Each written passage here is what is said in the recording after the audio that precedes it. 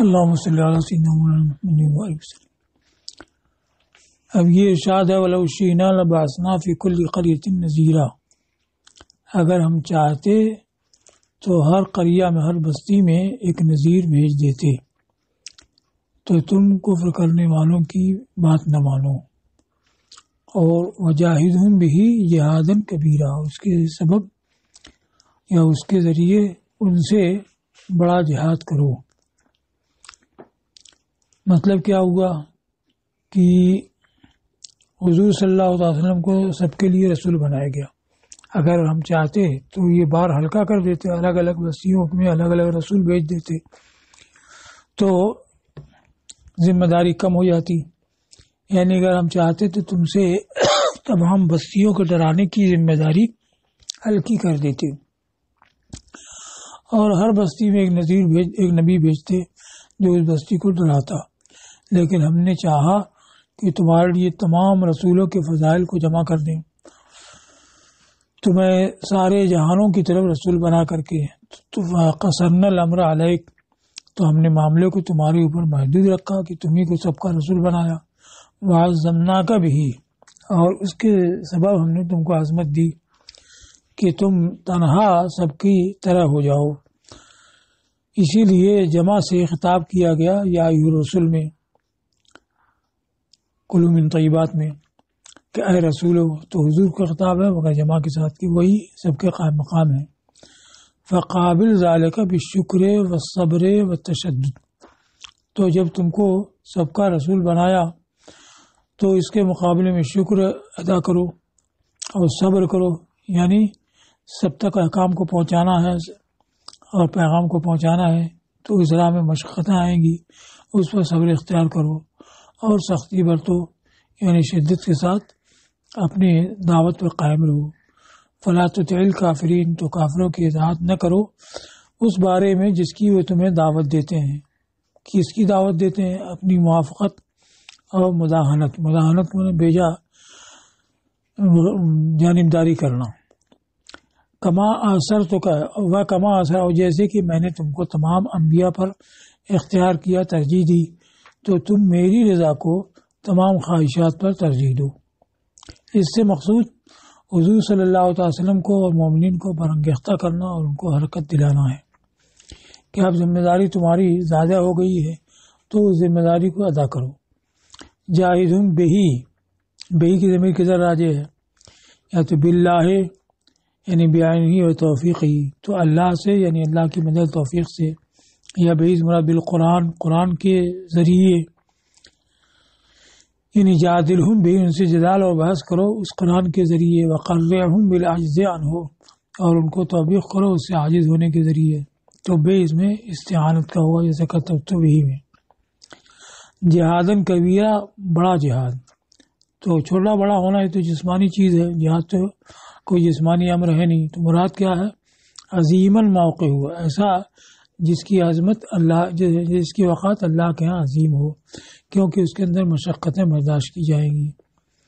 اور ایک مطلب بیان کیا ہے، بہی میں ضمیر ہو سکتا ہے کہ ما سبق کے راجع ہو، کہ ہم نے تم کو چونکہ ہر بستی کے لیے نذیر بنائے کے بھیجا ہے، اس کی وجہ سے تمہارا جہاد کبیر ہوا، تو اس کی سبب سے تم جہاد کے تو بے سویہ ہو جائے گا۔ تو ہو سکتا ہے کہ بہی کی ضمیر اس کی طرح راجع ہو جس کے اوپر دلالت کر رہا ہے وَلَوْ شِئْنَا لَبَعَثْنَا فِي كُلِّ قَرْيَةٍ نَذِيرًا، یعنی اگر ہم چاہتے تو ہر بستی میں ایک نذیر بھیجتے، مگر ہم نے تمہیں کو بھیجا سب کے لیے، تو اس کے سبب جہاد کبیر کرو۔ جس کے اوپر دلالت کر رہا وہ کیا ہے؟ حضور صلی اللہ علیہ وسلم کا تمام بستیوں کے لیے نذیر ہونا۔ اس لیے اگر رب تعالیٰ ہر بستی میں ایک نذیر کو بھیجتا تو ہر نذیر کے اوپر اپنی بستی سے جہاد کرنا واجب ہوتا، تو حضور صلی اللہ علیہ وسلم پر وہ سارے جہاد جمع ہو گئے، تو ان کا جہاد اس وجہ سے کبیر اور عظیم ہوا۔ تو ان کے لیے فرمایا جاہدہم بثواب کونک نذیرا کافۃ القریٰ جہادا کبیرا جامعا لکل مجاہدہ، اور ان سے تمام بستیوں کے نذیر ہونے کے سبب بڑا جہاد کرو جو ہر جہاد کا جامع ہو۔ یہاں تک ہو گیا۔ اب نعمتوں کا جو بیان تھا کہ اللہ کی نعمتوں کو دیکھو اور اس سے اس آنے کو پہچانو، تو ان نعمتوں میں سے وہ بیان ہوئی، ایک تو سائے والی نعمت، پھر اس کے بعد دن رات اور سونے جاگنے والی، پھر اس کے بعد ہواؤں کو بھیجنا، بارش کو اتارنا اور مختلف شہروں کو سیراب کرنا۔ اب اس کے بعد ہے وَهُوَ الَّذِي مَرَجَ الْبَحْرَيْنِ هَذَا عَذْبٌ فُرَاتٌ وَهَذَا مِلْحٌ أُجَاجٌ، وہی ہے جس نے دو سمندروں کو باہم ملایا، یہ میٹھا ہے، سخت میٹھا، اور یہ نمکین ہے، بہت کھارا، اور ان دونوں کے درمیان ایک حائل کر دیا اور روکی ہوئی رکاوٹ کر دی۔ اب دو سمندروں کے ملایا جس میں ایک شیریں ہے ایک شور ہے، تو اب اس بارے میں روایت یہ ہے جیسے ابن جریر سے کہ میں نے کوئی سمندر میٹھا نہیں پایا، تو سمندروں میں سے میٹھا کوئی نہیں ہے، اور یہاں فرمایا گیا ہے عذب فرات، تو اس وجہ سے کہا گیا کہ یہاں پر بحر جو ہے وہ بڑے بڑے دریاؤں کو بھی کہا جاتا ہے، جیسے نیل و فرات ہیں، یہاں گنگا جمنا ہے، تو بحر کا اطلاق ان پر بھی ہوتا ہے، اور یہ بھی مجاز متعارف ہو گیا ہے۔ تو یہاں بحر سے مراد ہے دو کثیر پانی، ان کو باہم ملایا، کہ اس طریقہ سے کہ اب یہ دجلہ مثلا جا کر کے سمندر میں گرتا ہے تو میلوں پہلے ایسے ہی چلا جاتا ہے کہ ادھر دجلہ کا پانی ادھر سمندر کا پانی ہے، اور ایک دوسرے میں گڑگڑ نہیں ہوتا ہے، تو اس کا پانی الگ اس کا پانی الگ یہ نظر آتا ہے، جبکہ دونوں سیال ہیں اور ایک سیال کے دوسرے سیال میں مل جانا چاہیے مگر ملتا نہیں ہے، تو اللہ نے اپنی قدرت سے ایک خاص رکاوٹ دونوں کے بیچ میں رکھ دی، تو اس کو فرمایا ہے کہ یہ بغیر قادر مطلق کی تقدیر اور اس کے تدبیر کے نہیں ہو سکتا ہے، تو اب یہ ایک برزخ ان میں رکھ دیا ہے، تو یہ بھی اللہ تعالیٰ کی قدرت کی سانے کی دلیل ہے۔ مرج یمرج مانے ملانا، خلاہما متجاورین متلاصقین، ان دونوں کو ایک باہم ملتے ہوئے اور پیوست ہوتے ہوئے چھوڑ دیا، تم کہتے ہو مرجت التعبہ اذا خلیتہا ترعا، جبکہ اسے چرتے ہوئے چھوڑ دو۔ اب یہاں پر بحر سے مراد حقیقی بحر نہیں ہے بلکہ دو کثیر واسع کشادہ پانیوں کو دو بحر کہا گیا۔ ہاذا ان میں سے ایک شیریں ہے، بہت شیریں، یہ فرات جو عذب کی صفت ہے، یعنی شدید العذوبہ، یعنی بہت مٹھاس والا، یہاں تک کہ حلاوت کے قریب ہے۔ وہذا ملح اجاج، اجاج یہ ملح کی صفت ہے، یعنی شدید الملوحہ، بہت زیادہ نمکین۔ وجعل بینہما برزخا، اور ان دونوں کے درمیان ایک برزخ رکھا، یعنی اپنی قدرت سے ایک حائل رکھا جو ان میں جدائی کرتا ہے اور ان دونوں کے باہم ملنے سے گلمل ہونے سے روکتا ہے، تو ظاہر میں تو مختلف ہیں اور حقیقت میں منفصل ہیں، کہ دونوں ملتے ہوئے چل رہے ہیں اور الگ الگ، اس کا پانی الگ ہے اس کا پانی الگ ہے اور رنگ الگ ہے، تو دیکھنے میں معلوم ہوتا ہے کہ الگ الگ ہیں، حالانکہ پانی پانی ملے ہوئے ہیں۔ وحجرا محجورا، یعنی سترا ممنوعا عن العیون، ایسا پردہ رکھا ہے جو نگاہوں سے روکا ہوا ہے، جیسے حجاب مستورا، چھپا ہوا پردہ۔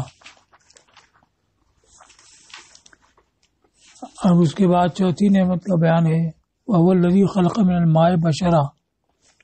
اور وہی ہے جس نے پانی سے نطفے سے انسان کو بنایا، فَجَعَلَهُ نَسَبًا وَصِهْرًا، تو اسے نسب والا اور سسرالی رشتے والا کر دیا، یعنی مذکر اور مؤنث بنایا، تو ایک ہی نطفے سے پیدائش ہوئی ہے، تخلیق ہوئی ہے، لیکن کوئی مذکر ہوتا ہے کوئی مؤنث ہوتا ہے، تو یہ قادر مطلق کی تدبیر کے بغیر نہیں ہو سکتا ہے۔ مراد ہے تقسیم البشر قسمین، انسانوں کی دو قسمیں کرنا، ایک تو نسب والے یعنی مذکر جن کی طرف نسبت کی جاتی ہے تو کہا جاتا ہے فلاں ابن فلاں اور فلانا بنت فلاں، و ذوات الصہرین، اور مساہرت والے یعنی عورتیں جن سے کہ سسرالی رشتہ قائم کیا جاتا ہے، جیسے کہ دوسری جگہ ارشاد ہے فجعل من الزوجین الذکر والانثی، تو ان سے دو جوڑے کر دیے مذکر و مؤنث۔ وکان ربک قدیرا، اور تمہارا رب قدرت والا ہے، اس طرح سے کہ ایک ہی نطفہ سے دو قسم کے بشر پیدا کیے مذکر و مؤنث۔ اور کہا گیا کہ فجعلہ نسبا، صہرا کا مطلب ہے جعلہ نسبا یعنی قرابتاً، اور سحرن کا مطلب مساہرتن، پھر اس کو نسب یعنی قرابت والا کر دیا اور سحر یعنی مساہرت والا کر دیا، تو مطلب یہ کہ قرابت ہی کی طرح مساہرت بھی ہے، یعنی نکاح کے ذریعے تعلق یہ انصاب ہی کے باب سے ہے، یعنی ویسا ہی ہے، اس لیے کہ تواصل یعنی باہمی ملاق انصاب قرابت سے بھی ہوتا ہے اور مساہرت سے بھی ہوتا ہے، اس لیے کہ توالد دونوں سے ہوتا ہے، اس لیے بچہ دونوں کی طرف یعنی ماں باپ دونوں کی طرف منسوب ہوتا ہے۔ اب اس کے بعد پھر بت پرستی کا رد ہے، یعبدون من دون اللہ ما لا ينفعهم ولا يضرهم وكان الكافر على ربه ظهيرا، اور وہ اللہ کو چھوڑ کر ایسے کو پوچھتے ہیں جو ان کو نہ تو نفع پہنچائے اگر اس کی پرستش کریں اور نہ ہی ضرر پہنچائے اگر چھوڑ دیں، اور کافر اپنے رب پر یعنی اس کی معصیت پر مددگار و معاون ہے۔ تو یہ ظہیر فعیل کے وزن پر ہے، مفاعل کے معنی میں، معیناً و مظاہراً کا، تو فعیل بمعنی مفاعل یہ نادر نہیں ہے، غیر و عزیز یعنی غیر و نادر۔ ظہیر اور مظاہر ایسے ہی جیسے عوین اور معاون دونوں ہم معنی ہیں، اور مظاہرہ مفاعلت سے معاونہ ایک دوسرے کی مدد کرنا، مطلب یہ ہے کہ کافر بت پرستی سے شیطان کی متابعت کرتا ہے اور رحمان کی معصیت پر اس کی مدد کرتا ہے۔ اب آگے فرمایا وما ارسلناک الا مبشرا ونذیرا، اور ہم نے تم کو نہ بھیجا مگر خوشخبری دینے والا ایمان والوں کے لیے اور ڈر سنانے والا کافروں کے لیے۔ تم فرماؤ ما اسألکم علیہ من اجر الا من شاء یتخذ الی ربہ سبیلا، میں تم سے اس پر کچھ اجر نہیں مانگتا، اجرین کی تفسیر کی جعل کو مزدوری کہ تبلیغ پر تم سے کوئی اجرت اور مزدوری نہیں مانگتا، الا من شاء یتخذ الی ربہ سبیلا، مگر یہ کہ جو چاہے اپنے رب کی طرف راہ بنائے۔ اب یہ اپنے رب کی طرف راہ بنانے کیا مطلب؟ ایمان لانا، طاعت گزارنا، تو مطلب یہ ہوا کہ میں کوئی اجرت نہیں چاہتا مگر یہی چاہتا ہوں کہ تم ایمان لاؤ، اطاعت کرو۔ تو ایمان لانا اور اطاعت کرنا یہ اجرت کی قبیل سے تو نہیں ہے، لیکن دعوے کے طور پر یہ کہا کہ یہی میں اپنی اجرت مان لوں گا کہ میں نے جو کوشش کی اس کے بعد تو ایمان لائے تو یہی میں اپنی مزدوری اور اجرت مانوں گا۔ تو اس لحاظ سے کہ تقدیراً یہی اجرت ہے، یہ استثناء متصل ہوگا۔ دوسری یہ ہے کہ استثناء منقطع ہے کہ اتخاذ ربی سبیلا کا مطلب یہ ہوا رب کی طرف راہ بنانے کا کہ تم سے اجرت نہیں چاہتا ہوں، ہاں اپنے طور پر جو چاہے صدقہ خیرات کرے، اللہ کی راہ میں خرچ کرے، تو اپنے طور پر جو اللہ کی راہ میں خرچ کرے گا تو یہ اجرت تو ہوگی نہیں، تو یہ استثناء منقطع ہوگا اللہ سے، کیونکہ یہ اس نے اپنے طور پر جو اللہ کی راہ میں خرچ کیا، صدقہ خیرات کیا، تو رسول کو تو کچھ ملا نہیں، تو وہ ان کے لیے اجرت نہیں ہے۔ تو اللہ جو ہے یہ اللہ کے ذریعے استثناء جو ہے استثناء منقطع ہو، یعنی لیکن من شاء یتخذ الی ربہ سبیلا۔ تیسرا یہ کہ کوئی اجرت نہیں چاہتا مگر یہی کہ رب کی طرف راہ بنائے یعنی ایمان لائے، تو ایمان لانا یہ میرے لیے اجرت ہوگا کیسے؟ اس لیے کہ دال علی الخیر کفاعلہ، کہ خیر پر رہنمائی کرنے والا خیر کو عمل میں لانے والے کی طرح ہوتا ہے، تو جب تم ایمان لاؤ گے تو اللہ تعالیٰ مجھ کو اس پر اجر دے گا، تو تمہارا ایمان لانا یہی میرا اجر ہے کیونکہ اللہ مجھ کو اس پر اجر دے گا، تو اس معنی میں حقیقتاً ایمان لانا ان کا اجر ہوا، یعنی باعث اجر ہوا، تب استثناء متصل ہو جائے گا۔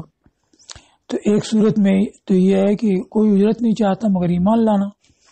تو گویا کہ ایمان تم لائے تو یہی میری اجرت ہے، تو یہاں تنزیلاً اس کو اجرت قرار دیا، اس لحاظ سے یہ استثناء متصل ہو گیا۔ اور آخر میں مگر تمہارا ایمان لانا، طاعت کرنا، تو یہ بھی حقیقتاً تو نہیں لیکن سبب بنے گا کہ جس نے دعوت دی اس کو اس پر اجر ملے گا، تو اس لحاظ سے یہ میرا اجر ہو جائے گا، تب بھی استثناء متصل ہو جائے گا۔ اور اتخاذ سبیل کا مطلب یہ کہ اپنے طور پر جو چاہے اللہ کی راہ میں صدقہ و خیرات کرے.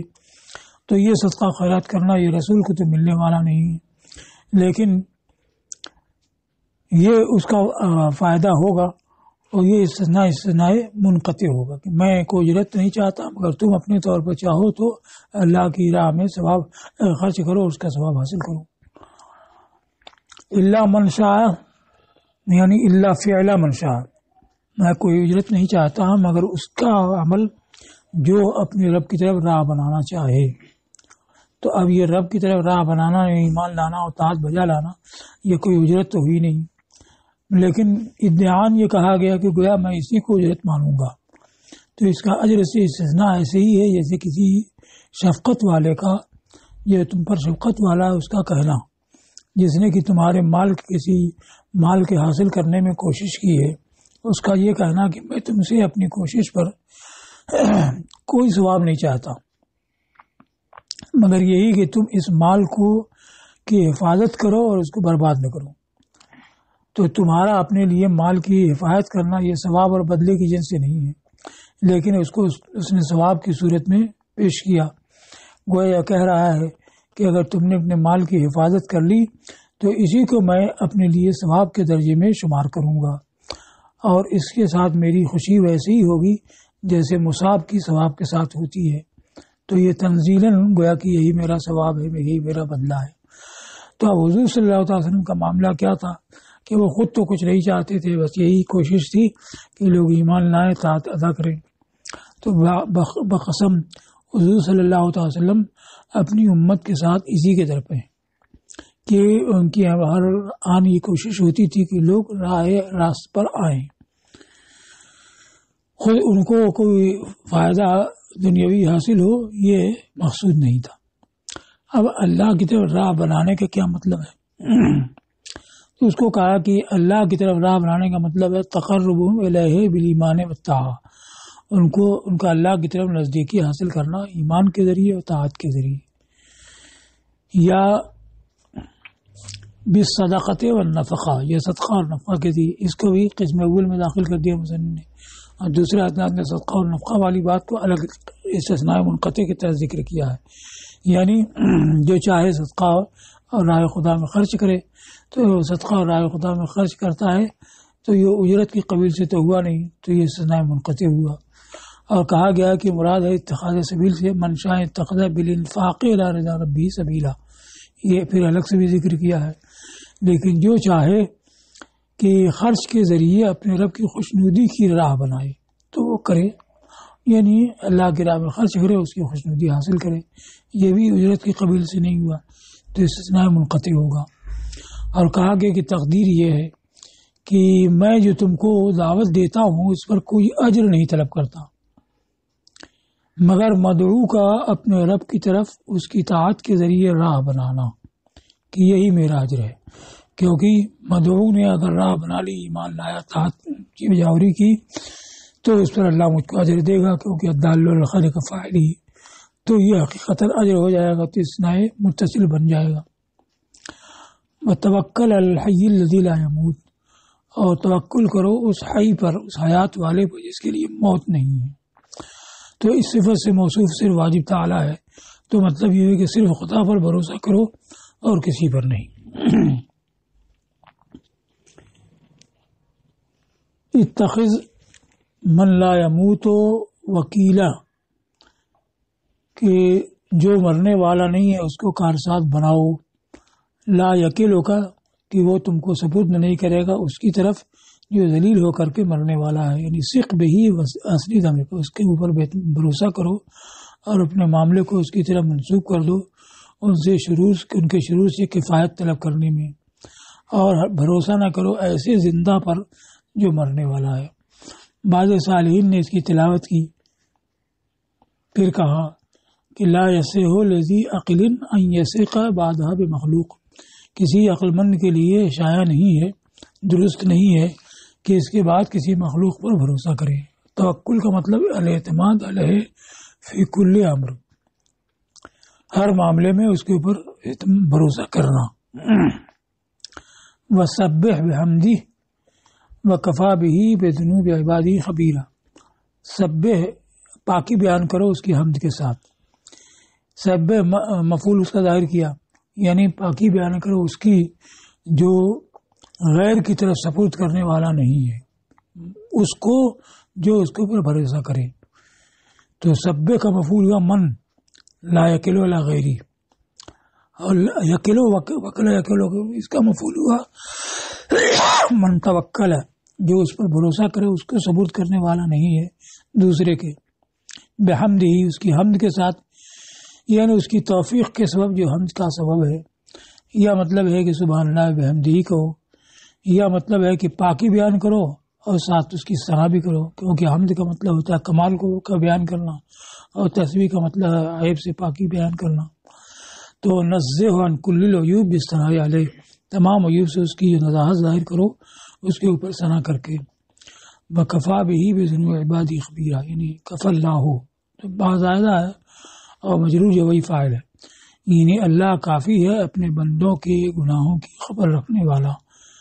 تو اب تم اللہ پر بھروسہ کرو. اب بندے کیا کرتے ہیں اور کیسے مخالفت کرتے ہیں تو اللہ اس کو جانتا ہے اور اس کے مطابق ان کو بدلہ دے گا.